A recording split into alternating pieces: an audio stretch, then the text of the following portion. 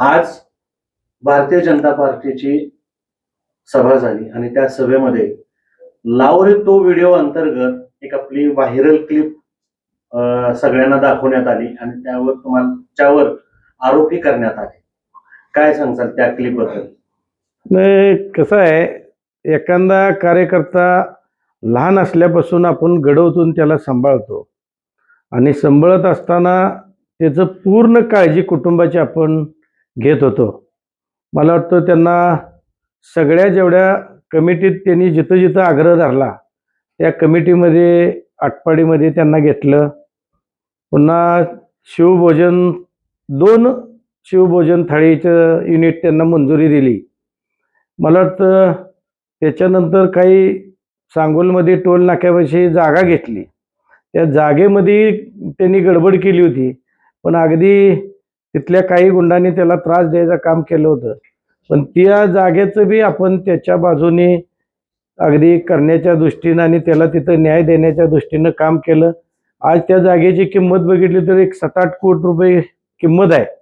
पण ही सगळं मिळवून देत असताना जर एखादा कार्यकर्ता जसं त्याच्या वडिलाप्रमाणे मी त्याच्या मागं राहिलो आणि जर माझीच मापं काढायला लागला तर त्यांना मी बोललो असेल, म्हणजे रागाच्या भरात इकडं तिकडं, ही साहजिक आहे. ही माझ्यातला उद्रेक जी एवढं त्याच्यासाठी करून जर तो माणूस आपल्याला जर वाईट लिहित असेल तर मग त्या माझ्या अंगातला उद्रेक आपण त्यांना काय बोललो, पण काय त्या क्लिपमध्ये त्यानं जरा उलटं सुलटं करून त्याच्यात टाकलेलं आहे. पण मी मात्र त्याला अगदी चांगला मुलासारखा सांभाळला होता आणि लहानाचा मोठा होईपर्यंत माझ्याकडे होता. पण त्यानं असं वागायला नाही पाहिजे होतं. हा जो कॉल होता, हा कॉल सुनियोजित होता असं वाटतं का? वास्तविक काय तर ते भाजपचं काही डाव असते. निवडणुकीत कुठलाच मुद्दा घावेना, आपण काहीच करना.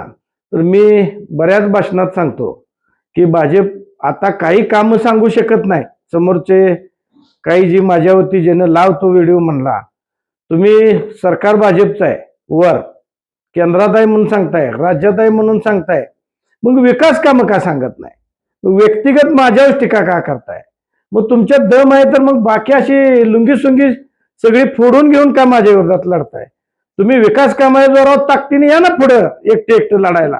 मग ही सगळी घेऊन माझ्यावर तुटून काय सेट पडताय? मी कामाच्या जोरावर केलेल्या हिमतीव मी आज निवडणुकी पुढे जातोय ना. तुम्ही आज सगळी समदुःखी लोक एकत्र येऊन माझ्याशी लढताय. काम कुठलंच सांगाय नसल्यावर मग असं काहीतरी शोधायचं, काहीतरी ही काढायचं आणि असं काहीतरी माणसाच्या दिशाभूल करायच्या. पण नाही, या निवडणुकीमध्ये माणसाने ठरवलेलं आहे जी आपली विकास काम आहेत. आता मी गाव टू गाव दौरं केलं की माणसं जाग्यावर आहेत. ज्यांनी विकास काम केले त्यांच्या संग राहायचं असं माझ्या माहितीनं अगदी ठाम या आटपाडीतल्या जनतेने ठरवलेलं आहे. त्यामुळे मला काय खात्री आहे विकास कामाच्या जोरावर माझा विजय होणार. ओबीसीच्या उमेदवारी संदर्भात हे आपण आटपाडी नगरपंचायतीमध्ये एक वेगळी भूमिका घेतली होती आणि 1.5 ते 2 महिन्याच्या अंतर्गतच आपण कुणबीच्या आधारे इथं उमेदवारी केली. त्याच्यावरून हे हनुमंतराव देशमुख बापूसाहेब यांनी तुमच्यावर टीका केली आहे. नाही, वास्तविक पाहता मी जातपात न मानणारा माणूस आहे. मी आज आटपाडीच्या इतिहासामध्ये आज मार्केट कमिटीला जो मार्केट कमिटीचं अध्यक्ष आहे ती ओपन असते तरी NTचे आहेत. उपाध्यक्ष बी NT समाजाचे सुनील सरक आहेत. अध्यक्ष संतोष पुजारी आहेत. मी या दिगंजीमध्ये पहिला ओबीसी डेप्युटी सरपंच मुन्ना तांबोळींना केला. पुन्हा या संजय गांधी निराधार समितीचा अध्यक्ष हे आमदार असतो आणि 2 तालुका आपले असल्यामुळं खानापूरला आमदार आणि आटपाडीला एक ओबीसीतला बाळासाहेब होंडराव त्यांना मी संजय गांधी निराधार समितीचं अध्यक्ष केलं. मी कुठली ही मानत नाही आणि मी उभा राहिलो इथं की राजेंद्रांना सांगितलं ना त्यांच्या भाषणात की तुम्ही वेळ आणली की तुम्ही जर कामाचा माणूस उभा केला असता, सामाजिक काम करणारा सामाजिक कार्यकर्ता असता किंवा त्याला कुठल्या राजकारणाचा गंध आहे असा माणूस जर तुम्ही उभा केला असता तर मग ठीक होतं. तुम्ही परिस्थितीच अशी आणली की असा माणूस उभा केला की जेणेकरून तो एक दुकानदार आणला आणि इथं आणून उभा केला आणि त्याच्या पुढं मग काही सामाजिक काम करणारी माणसं काय त्या राजकारणातनं मिळवत नाहीत, पण ते आर्थिकमुळं त्यांच्या पुढं टिकू शकत नाहीत. त्यामुळं पार्टीतल्या सगळ्या निर्णय केला वाटेल ते झालं तरी आपण इथून तुमच्या मुलाला उभा करावं. मी वास्तविक आता करगणीमधून उभा राहणार होतो, पण अजितदादाचा पहिल्यांदाच आम्हाला विनंती केली आणि फोन आला की आम्हाला एक तुम्ही तिकीट द्यावावी. मग मी पहिल्यांदाच जयदीप भैयांना खरसुंडीमधून शब्द दिला होता, आपल्या विद्याताई मोठ्यांना निंबुड्यामधून दिला होता आणि करगणीची ओपन होती, मी त्यांना म्हणतो तुम्ही दिगंचीची घ्या. तर त्यांनी ऐकलं नाही. त्यांनी म्हणले आम्हाला करगणीचाच आमचा तगडा उमेदवार इथं आहे विनायक मासाळ, त्यांना द्या. आणि पर्यायानं मी दिगंचीला उभा आलो. आणि मी कुठला असं ओबीसी ही ती काही मानत नाही. माझं काम बघा ना, कामात माझी जात बघू नका. मग जात बघून मी कामं करत असतो तर मग तुम्ही ही ओबीसी ही आणा. मी काम करतोय आणि मग सदैव माणसात आहे, त्यामुळे मी ही मानत नाही काही असं इकडं तिकडं असेल तर. जिल्हा परिषद निवडणुकीची आचारसंहिता लागण्यापूर्वी इथेलच वडापात्रात असलेलं महादेव मंदिर आणि गजानन महाराज मंदिराच्या सभा मंडपाचं भूमिपूजन केल्यानंतर कुटे नानांच्या घरी आपण अल्पोपहार घेतला होता आणि त्यावेळेस एक चित्र निर्माण झालं की शिवसेनेचा भावी उमेदवार हे कल्लाप्पा नाना कुटे असतील. मग अचानक चित्र कसं काय बदललं? आता मी तुम्हाला सांगितलंच की भाजप शोधतं, नुसता एकच कल्लाप्पांना कुठे नाही. आमचा चंदू भोसले निलकंठीचा उमेदवार त्यांनी आमच्यातनं नेऊन तिकडून उभा केला. अर्जुन पुजारी यांची मिसेस लता पुजारी ती माझ्या पार्टीतनं सरपंच होती खरसुंडीची, त्यांनाही त्यांनी तिकडून नेऊन उभा केला. बंडू कातोरे त्यांनाही आम्ही एवढं मदत केली, ते आमच्यातनं जाऊन तिकडं उभा राहिलेत. तसंच ही चौथी वृत्ती ही आमच्यातनं गेलेले म्हणजे कुटे नाना. कुटे नानाच्या बाबतीत मी एक वर्षाचाच कालखंड आमच्या पार्टीत येऊन त्यांना, त्याच्या आधी काही माझ्याकडे नव्हते, पण एका वर्षामध्ये त्यांनी महादेव मंदिराच्या तिथं सभा मंडप मागतला, त्यांना पण सभा मंडप दिला. त्यांनी वैयक्तिक डीपी मागितली 22 पोल टाकून. 22 पोल टाकून मी डीपीडीसी मधनं त्यांना माझ्या फंडातनं त्यांना डीपी दिली. त्यांच्या दिलेल्या एका डीपीच्या रकमेत 5 गावाला 5 डीपी झाल्या असत्या, पण ह्या व्यक्तिगत ह्यांच्यासाठी आपण त्यांना डीपी दिली.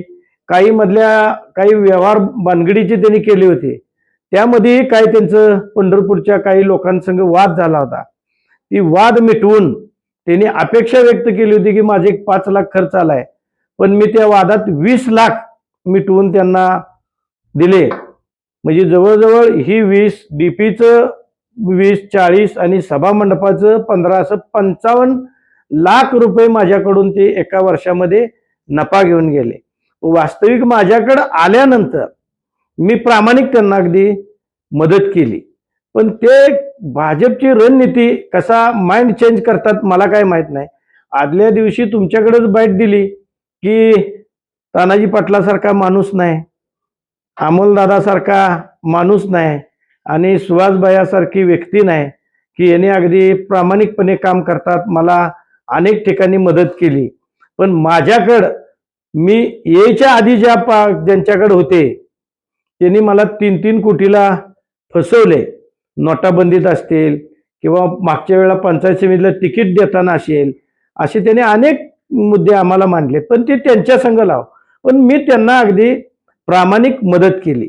वास्तविक बंडू कातोरे त्यांच्या समवेत गेलेत, पण बंडू कातोऱ्याने एक 10 मिनिट अगदी शांत राहून जर मनन केलं तर निश्चितपणानं त्याला आठवण येईल की ज्यांनी तुमच्यावरती मोका लावला, मोक्यातनं कोण अगदी सुटलं नाही, पण स्वर्गीय अनिलभाऊच्या पाठीमागं लागून आणि एकनाथ शिंदे साहेबांच्या पाठीमागं लागून आम्ही त्यांना मोक्यातनं बाहेर काढलं, मोक्यातनं.